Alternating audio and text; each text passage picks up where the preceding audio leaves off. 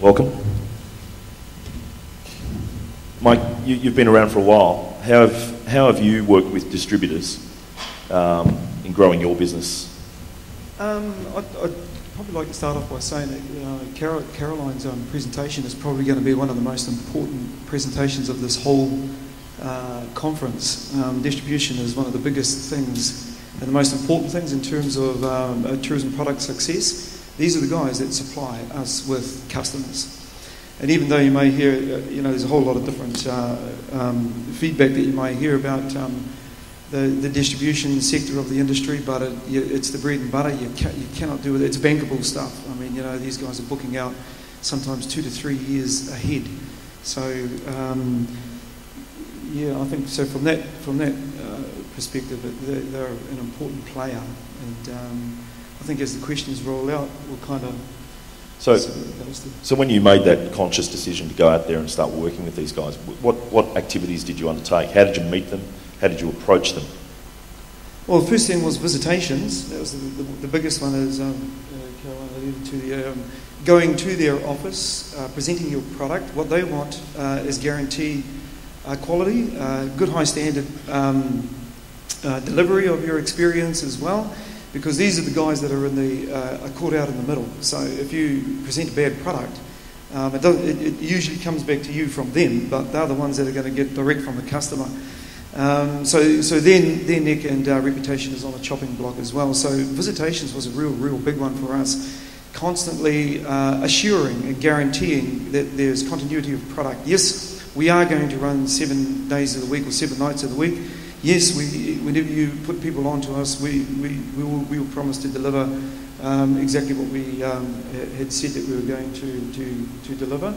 The other one was ATE, setting up booths, taking the time out to actually pay the kind of money that you need to get along to ATE. We call it trends back in New Zealand, but they're really important because that way you're setting up your own little booth, you're displaying your product, and you have the distribution coming through, wholesalers and inbound tour operators, and that's where you engage in negotiations in terms of them buying your product into their packages. So there's a lot of other ways as well.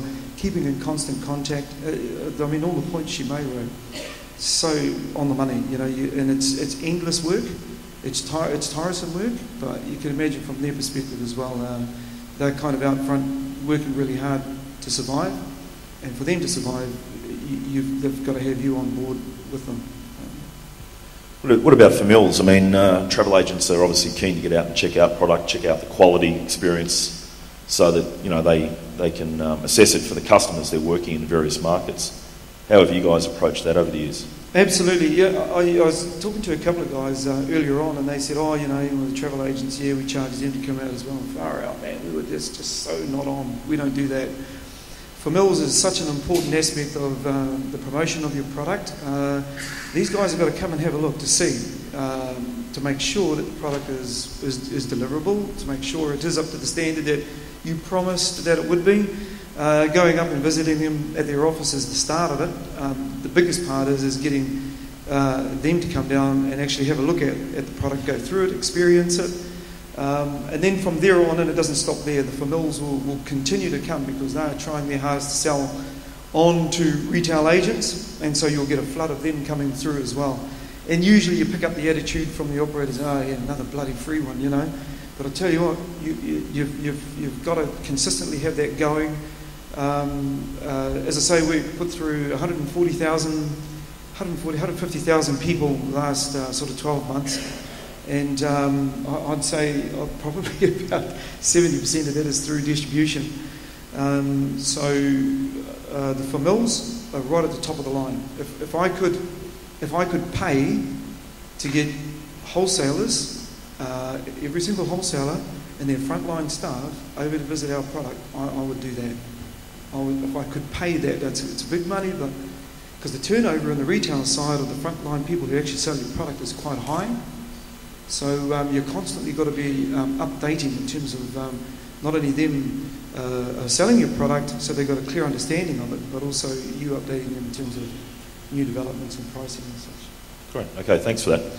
Caroline, you've been working with Indigenous operators for many years. What are the typical issues and challenges that you've come up against in dealing with product? I think one of the ones is that contactability issue, and it's and even though I understand it from the Indigenous operators' side, I've been very privileged to travel far and wide in this beautiful country of ours and experience areas that a lot of tourists are yet to see, and I can't wait for the day that they can.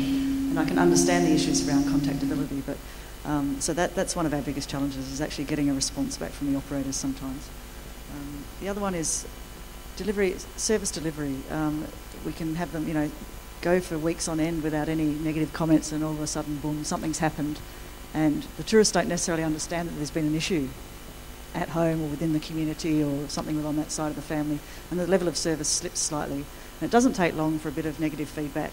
And one of the things that we've found, as I work as a general sales agent with a product, is that a lot of the, because of that distribution matrix I showed you, the wholesalers in Europe particularly have their own retail travel agency arms, and they're connected across countries. So they work in the Belgian market, the Dutch market, the German market, the Swiss market. And even though they're competing in a sense as retail agents and wholesalers, they actually all still talk. And because it comes back, drills down to the one inbound tour operator that looks after them in Sydney, if there is a problem, it's going to come back and bite you really quickly. So, and yes, we do get the phone calls from the disgruntled client. We get the phone call from the inbound tour operator. This is where I'm wearing the general sales agent hat. Caroline, we've got another complaint, and you just put your head in your hands and think, okay, now we've got to deal with this again and again.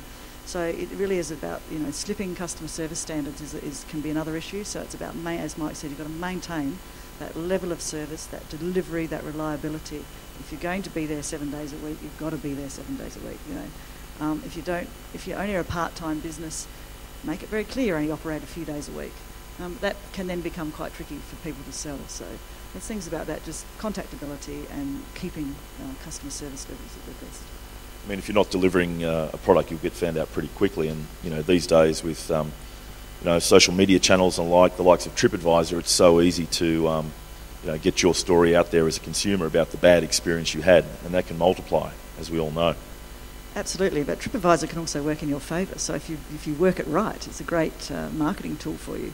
But if you're not aware of what's going on TripAdvisor, it can also undo your business very quickly. And people sitting in here could be tweeting, they could be on Facebook, blogging, doing whatever as we speak. So it's a very instant world we live in. So the negative gets out as quick as the positive. Mike, in terms of the online channels, what's your experience there? What are you doing as a business to engage with the online environment? Oh, you do. Probably just about it. There's a common track that most of the operators, sort of do. Your website has got to be the most important one. What I find too with a lot of Indigenous businesses is when they brand and name their websites, it's kind of like names that us foreigners, can't find, who can't pronounce. So if we can't pronounce it, we don't look for it. So it has to be something really, really simple. It's like with us in New Zealand, it's just like, Tamaki Maori Village or Maori Village on our brochure. It's just living Maori village, rather than Ti Horotanga o Ngā Ringo Kahumata Moi Moi Maori Village. Ain't nobody going to look for that, it just gets too hard. So the simplicity on the site is a really, really big one. Quickness of the site in terms of turning over information. Also the site has to be navigational, and exciting. We're also on Facebook. I'm sort of on Facebook personally as well, but it's a little bit of a political animal. But our company's on Facebook, and we get a lot of feedback from that, not only from clients who've been out to the product, but others asking questions to come to it. So it's a point of contact there as well, Foursquare, Twitter, all the different ones as well. So there's all kinds of different ways how that's really dispersed. One of the other things we're looking at, we've gone into is the technology is also the development of a Travel Buddy, which is it's a fully integrated online application, so a mobile application. So basically, when you get to a country, you download our app, and what it does is it's basically sort of tracks down about anywhere between 8 to 16 satellites, pinpoints exactly where you are, and it gives you an audible commentary of about 1.5 kilometres or whatever you point your phone at. And then it gives you directions in terms of how to get there. We zoned New Zealand out into 7 different zones. Sort of did that through Vodafone, and So, and that related to the 7 different canoes and the 7 different tribes throughout New Zealand. So when people have their mobile phone going on, travelling through New Zealand, they're getting the story of different tribes and the background, and as they cross over the zone, it just automatically goes into the next tribe and their story. We did that with our experience down in Christchurch too, over the 12.5 acres of land. We zoned it out into 7 chapters so people can actually download the storytelling concept so they can see it physically, download it on their phone, and as they cross over the different zones or the chapters within the experience, it gives it in their own language. So they see the storyteller talking, they see the action going on. So it's also got it's also quite interactive. It's voice to voice in terms of language translation, text to voice, voice to text. So you can actually have it on speakerphone, hold it up to somebody who doesn't speak English, or doesn't speak English too well, like hold it up to an Aussie who doesn't speak English at all. And it actually interprets to us, people who speak English very, very well, exactly what you're saying. And you can actually do it back through the voice messaging as well. So there's all kinds of tricks that are going on in terms of... Okay, great. Let's have a little chat about packaging. We all know you might have a great product, you might be a wonderful accommodation operator, you might have a great tour, you might be remote location. Caroline, from a distributor viewpoint, how do you talk to these guys about packaging and working with product, maybe not only within their region, but across regions or cross states? It's a good one, and Marianne Jacques from Adventure North, the Barmer Ways here, and she's done exactly that. She's working with a group of product in the North Queensland area based, and so her tours, her business was a day tours to Cooktown and alternative, doing some touring around there, and now she's working with the Indigenous people and created a 3-day tour, the Barmer Way. It includes 3 Indigenous products that are a part of each day, and it's a fantastic package. It's easy to sell. Everything's there, so the accommodation, the hotel pickups, the meals, it's all included. So that sort of stuff is really easy then, because a lot of the trade may not know about the wonderful Walker Sisters at Bloomfield Falls. So that's their way of getting people onto their tours, because they're a small ticket item tour. They're on a road that when it rains you can hardly get to them, but during the dry season, absolutely is when they want to be out there guiding people through their beautiful country. So becoming part of that package has now brought them into the distribution system in a way that they couldn't manage on their own because of that contactability issue. So that's, and there's a few other really good examples around Australia where that has happened. I think the one up in North Queensland, the Kuranda All-Inclusive Day Tour, you've got some great products in their own right that are strong. Sky Rail, Japakai, the Indigenous Centre, Down Under Tours, all great products in their own right, but the fact that they package and work together, they're leveraging off each other's marketing strengths. And they're so well known up there now. All right, we might go to the floor and see if there's any questions out there. So I think there's some mics. We've got a question there. Thank you. Thanks, Caroline. Marianne from Adventure North and the Barmer Way.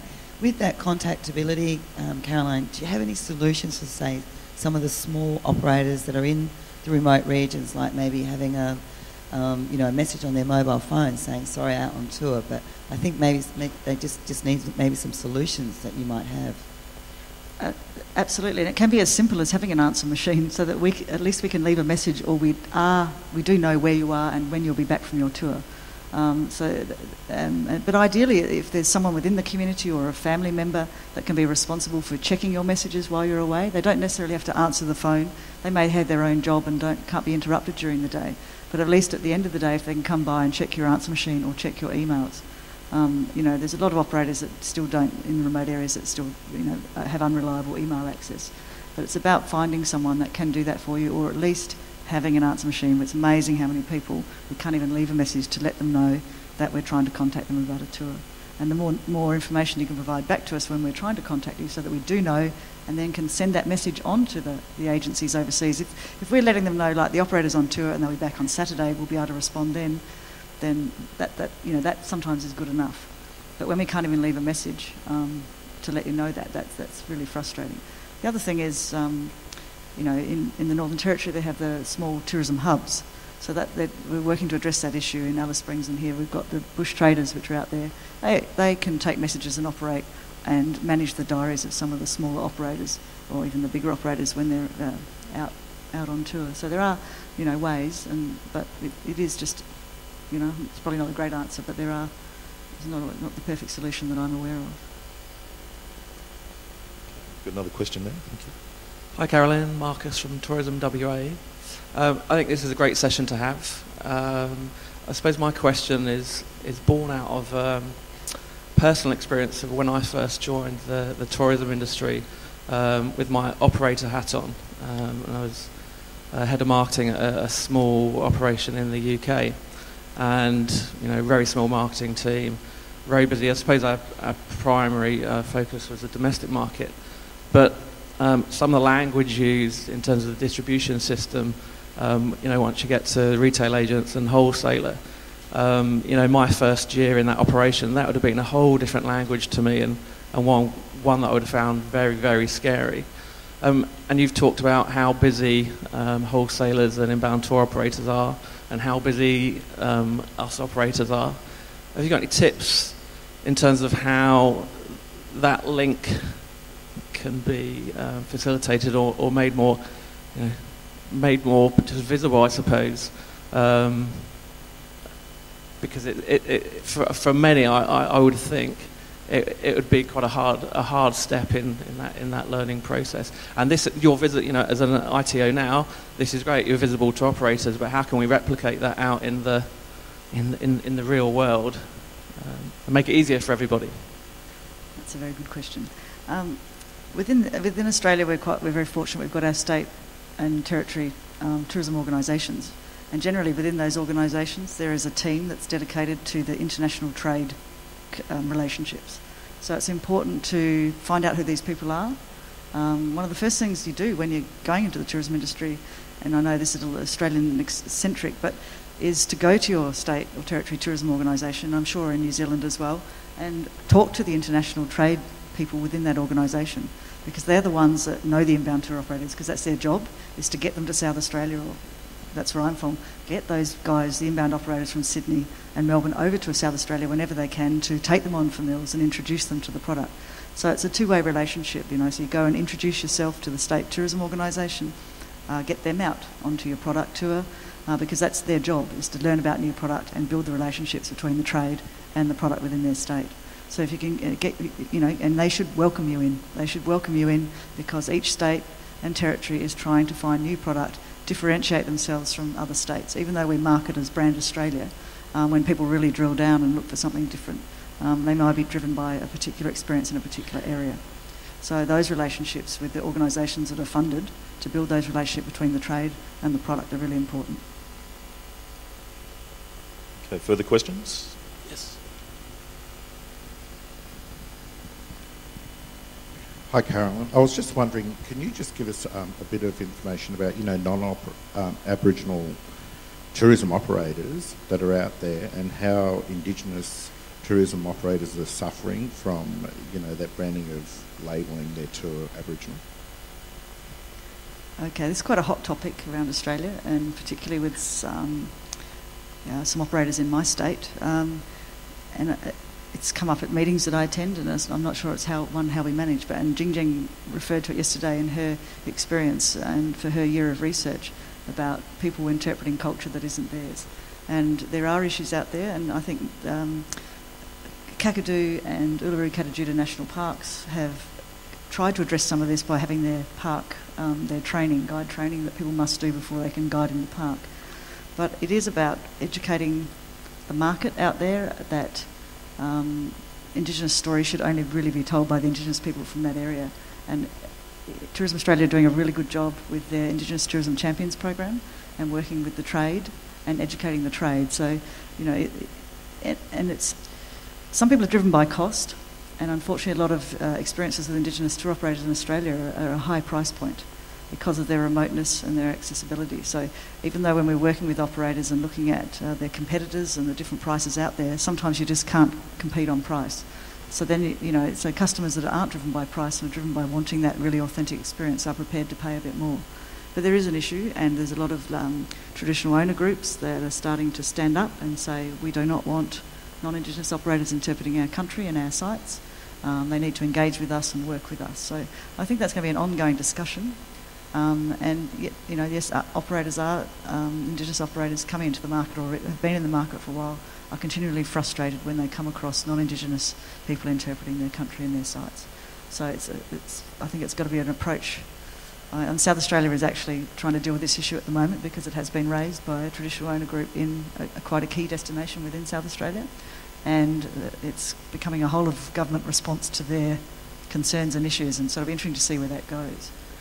But it is a problem that's out there. Okay, Carolyn, we talked, just before we go to the next question, a little bit about the shift from west to east. What do operators need to do to engage in those new channels? They may not be familiar with the markets, the cultural nuances of doing business in the Eastern Hemisphere. From an ITO viewpoint, what would you recommend? Well, the first thing is what's happening around Australia a lot is that there's a lot of China-ready workshops being run. So I'd get yourself to one of those very quickly. They're being run through state tourism organisations and tourism industry councils, and ATEC have been running workshops as well. You've got to get out and understand the Eastern market. It's very, very different than the Western market. They have very different expectations. They have different ways of travelling. They have, the different understandings of food and how their days operate, the busyness of the days, the pacing of the days. So there's a lot to learn about these different markets. And I think you can't ignore the rise in the Eastern markets travelling, but if it's really not suitable for your product, once you've done the research, then you're probably best not trying to go into that market. The traditional markets are still there. They won't disappear. They're having a bit of a struggle. Their economies are struggling, but we're still getting good numbers, solid and consistent numbers. But it is about educating yourself, make use of the workshops, because every state is running a China-ready workshop, because every state is wanting Chinese business to come to them, and the other Eastern countries as well. There's Korea and Indonesia and India. So it's about really educating yourself.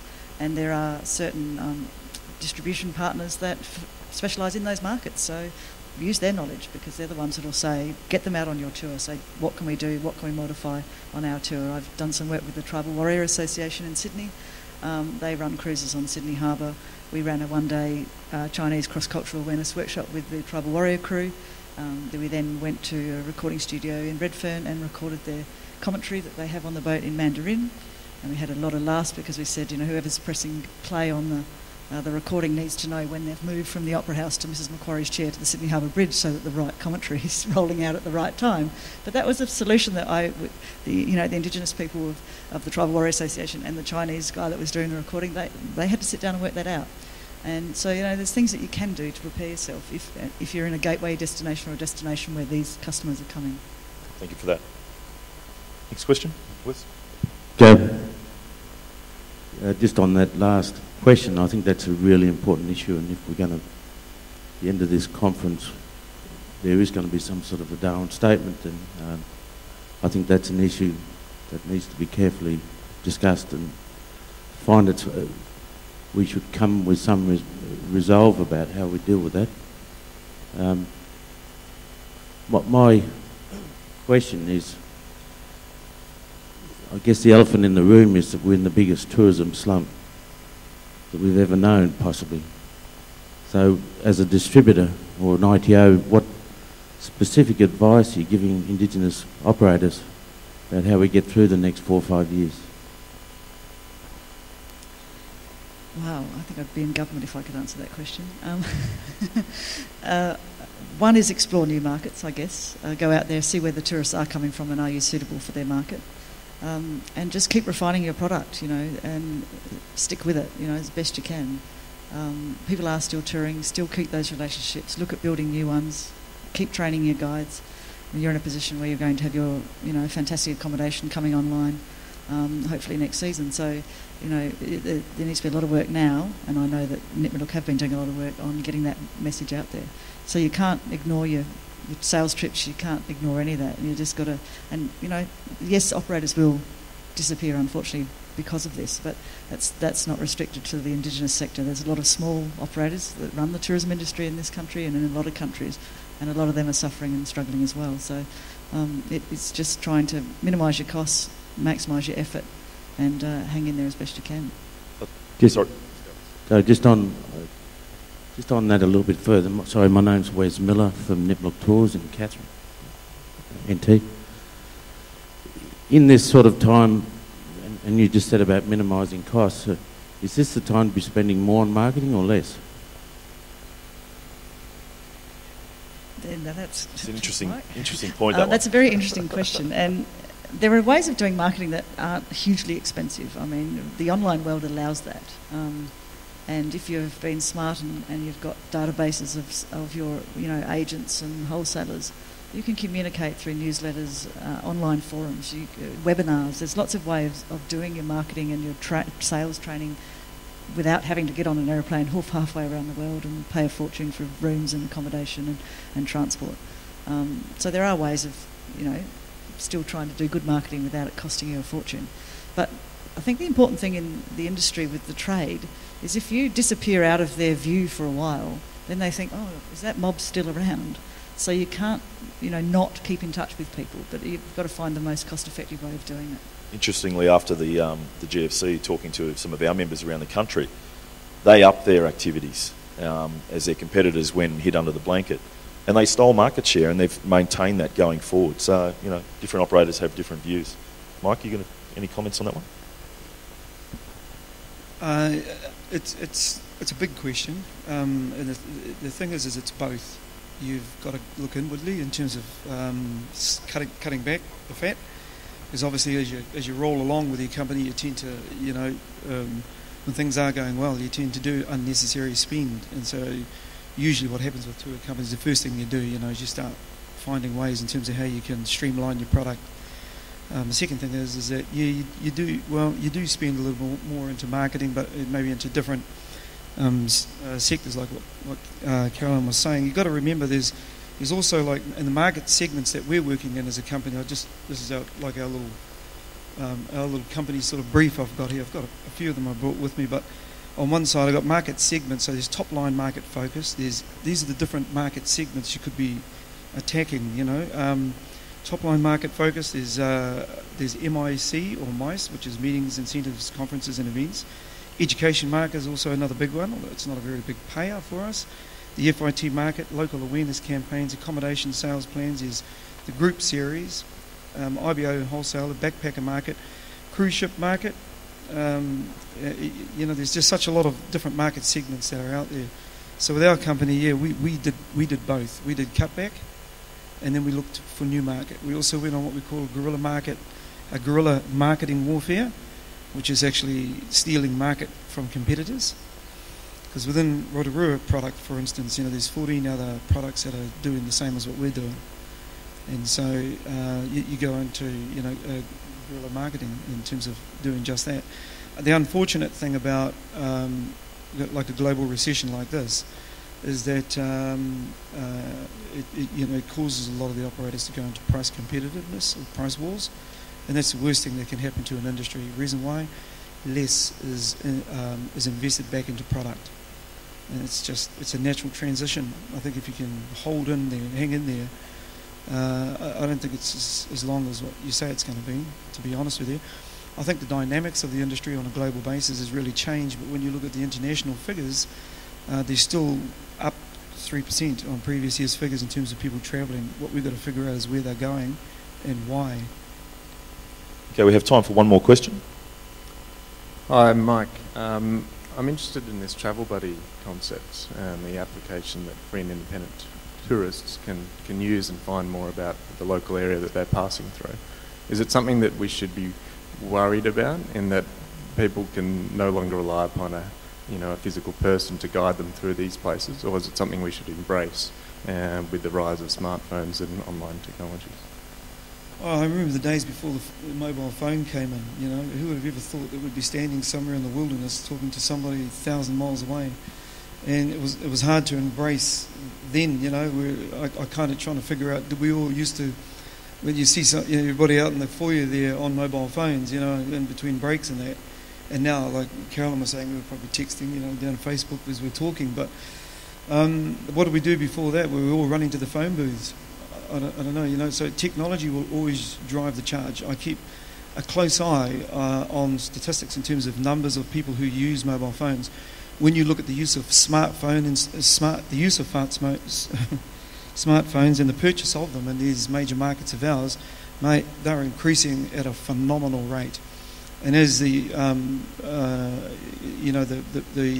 database pricing of it comes down, particularly down here in Australasia, more and more people will actually turn to using those smartphones. Absolutely. Have we got anything to worry about distribution? Caroline, I'm sure I never ran inbound operators down 4 years ago. I don't think we...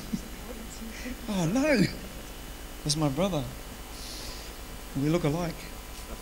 All Maoris look alike. So I suppose what I'm really interested in is, from a traditional guiding perspective and, taking people around, telling them stories and